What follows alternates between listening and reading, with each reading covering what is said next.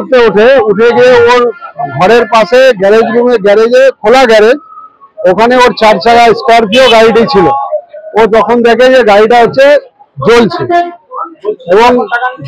এবং ও 3টে ছেলেকে পালিয়ে যেতে দেখে এবং তার মধ্যে সিংগম বলে একটা ছেলে আছে, তাকে ও হচ্ছে প্রত্যক্ষভাবে দেখে এবং ওকে হচ্ছে আইডেন্টিফাই করে এবং করার পরে হচ্ছে তারপরে হচ্ছে পুলিশকে আবার খবর দেওয়া হয়। পুলিশ সঙ্গে সঙ্গে আসে এবং আসার পরে এবং এই ঘটনার পরে আমাকে যখন সকালে হচ্ছে খবর দেয়, আমিও প্রশাসনকে পুলিশকে বলি এবং পুলিশ এসে হচ্ছে ওর বাড়িতে গিয়ে ওর ছোট ছেলে এবং ওর বাবাকে অ্যারেস্ট করে নিয়ে গেছে এবং ওই সিংগাম বলে ছেলেটি ও এলাকা ছাড়া হয়েছে, এলাকায় নেই।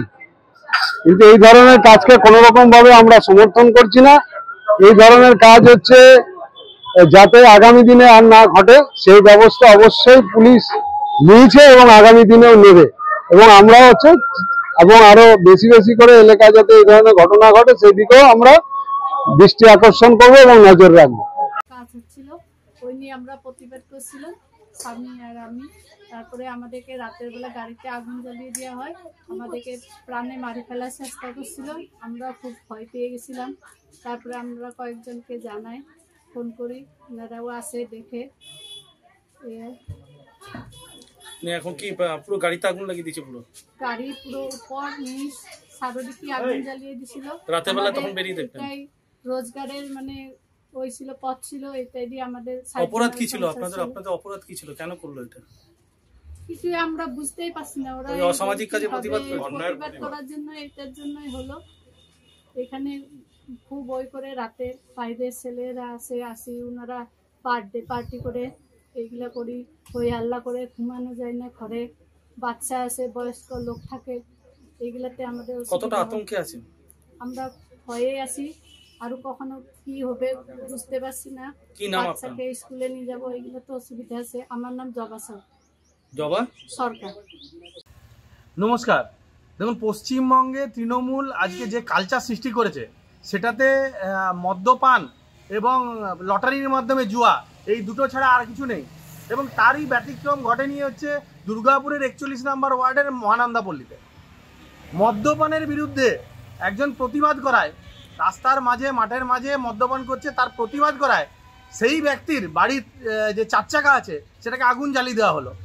এই থেকে প্রমাণিত হচ্ছে যে পশ্চিমবঙ্গে দুষ্কৃতীদের একটা স্বর্গরাজ্য হয়ে উঠেছে এবং পুলিশের কোনো ব্যবস্থা এর প্রতি নেয় না। তৃণমূল সরকার চাইছে মানুষরা, যুবকরা মদ্যপান করুক এবং এর মাধ্যমেই পশ্চিমবঙ্গটাকে চলুক। আমরা এর ঘোর বিরোধিতা করি। পুলিশ প্রশাসনকে আমরা অনুরোধ করব, ইমিডিয়েটলি যেসব দুষ্কৃতীরা সেই ব্যক্তির বাড়িতে ঢুকে এই তার বাড়ির যে গাড়িটি জ্বালিয়ে দিয়েছে তাদেরকে অ্যারেস্ট করা হোক এবং তাদেরকে শাস্তির যথাযোগ্য ব্যবস্থা করা হোক। আর যদি তা না হয় তাহলে ভারতীয় জনতা পার্টি সাধারণ মানুষের সাথে নিয়ে এর বিरुद्ध आंदोलन नामबे এবং थाना। Shyam steel flexi strong TMT बार, ये स्ट्रॉन्ग के साथ फ्लेक्सिबल भी है। आपदा मुसीबत कोई भी आए, ये घर को अटूट बनाए। जब टीएमटी फ्लेक्सी स्ट्रॉन्ग तो घर रहे हमेशा के लिए स्ट्रॉन्ग। হয়েছিল কালকের ঘটনা? কালকে রাত 11টা নাগাদ আমি বেনাচিটি থেকে বাইক নিয়ে বাড়িতে ফিরি। সেই সময় দেখছি আমার বাড়ির সংলগ্ন যে পার্ক রয়েছে এই পার্কে 7-8 জন বহিরাগত এবং একজন আমার পাড়ার ছেলে, তারা সবাই বিহারি, নন বেঙ্গলি। তারা নিজেরা কোনো পার্টি টাইপের কিছু করছে যেখানে মানে অকথ্য ভাষায় গালাগালি, হই হাল্লা হচ্ছে। তো আমি আমার ফ্যামিলি নিয়ে এখানে থাকি, আমাদের অসুবিধা হচ্ছে রাতের বেলায় শুতে বা থাকতে। সেই কারণে আমি প্রোটেস্ট করি। আমি বলি তোরা এখানে কেন করছিস এসে। তাতে ওরা আমার উপর চড়াও হয়। আমি দেখি আমি একা মানুষ, আমি পারবো না। আমি সঙ্গে সঙ্গে আমাদের পাড়ার যে ক্লাব, সেই ক্লাবে গিয়ে জানাই। ক্লাবে জানানোতে ক্লাবের 2-3 জন আসে। 2-3 জন এসে আমার সঙ্গে তাদেরকে বারণ করার জন্য আসে। তো বারণ করায় তারা তাদের কথা শোনে না এবং আমাদের উপর মারামারির একটা উপক্রম করে এবং সেইগুলো আরও কিছু আমাদের ছেলেরা আসে, সেটা ঠান্ডা হয়। ঠান্ডা হওয়ার পর কিছুক্ষণের মধ্যেই পুলিশও আসে। পুলিশ আসা থেকে তারা তখন সঙ্গে সঙ্গে পালিয়ে যায় ধানমাটে জঙ্গলের দিকে।